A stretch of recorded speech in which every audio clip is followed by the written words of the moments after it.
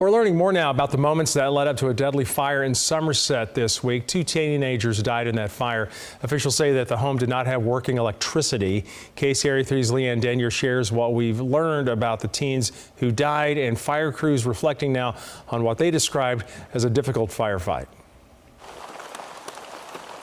Beyond this gate and the balloons placed in front of it is what's left of a home where 2 teens lost their lives.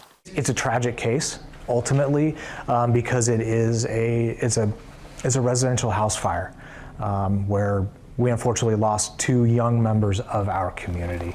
Just before 4 a.m. on New Year's Day, first responders arrived to find the home engulfed in flames.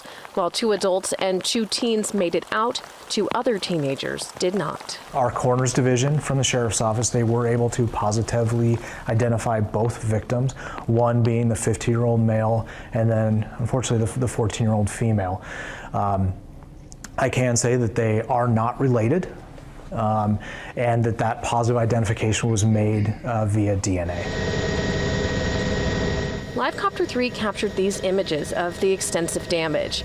The El Dorado County Sheriff's Office is working with fire investigators to determine what exactly happened and how much time passed between the fire starting and someone calling 911. By the time we got here, it didn't matter if we hooked to the pond or hooked to a hydrant or if there was a hydrant right out front. The outcome would have been the same. The issue is early notification for us. And how can we get early notification?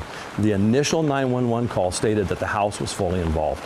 He says their sole focus was on trying to get those teenagers out. The firefighter, the first-in firefighter, on the nozzle, tried to make entrance to the front door, and there was so much fire coming out at him, he was actually burned. So we really didn't have a good chance of being able to help that way.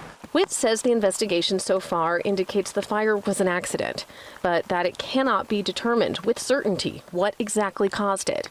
He says they found combustible materials and alternative heat sources inside and did not find evidence of working smoke detectors. I wish the outcome could be different, as do many people.